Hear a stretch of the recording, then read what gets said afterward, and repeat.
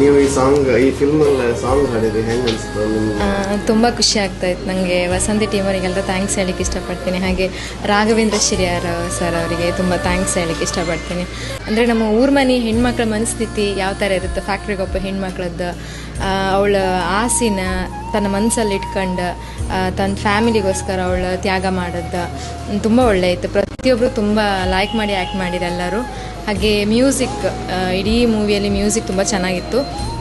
ಹಾಗೆ ಅಜ್ಜ ಆಗಿರ್ಬೋದು, ಅಜ್ಜನಿಂದ ಹಿಡಿದ ಕುಡ್ಕನ್ ಪಾರ್ಟ್ ಎಲ್ಲರೂ ತುಂಬ ಚೆನ್ನಾಗಿ, ನನಗೆ ಎಲ್ಲರದ್ದು ಆ್ಯಕ್ಟಿಂಗು ತುಂಬ ಇಷ್ಟ ಆಯಿತು. ಭೂಮಿ ಶೆಟ್ಟಿ ಅವ್ರದ್ದು, ಹಾಗೆ ರಘು ಪಾಂಡೇಶ್ವರ ಸರ್ದು ಆಗಿರ್ಬೋದು, ಅಥವಾ ಎಲ್ಲರದ್ದು ಅಂದರೆ ಪ್ರತಿಯೊಂದು ಆ್ಯಕ್ಟಿಂಗು ಅಂದರೆ ಆ್ಯಕ್ಟಿಂಗ್ ಅಂತ ಅನಿಸ್ಲಿಲ್ಲ.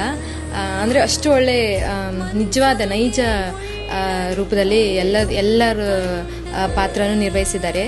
ಈ ಮೂವಿಯನ್ನು ಕಂಡು ನಮ್ಮ ಊರ್ಮನಿ ಮಕ್ಕಳು ಅಂದರೆ ಊರ್ಮನಿಯವ್ರು ಮಾಡೋ ಚಿತ್ರನ ಎಲ್ಲರೂ ಬಂದು ಹಾರೈಸಿ ಪ್ರೋತ್ಸಾಹಿಸಬೇಕಾಗಿ ಕೇಳ್ಕೊಳ್ತಿದ್ದೇನೆ.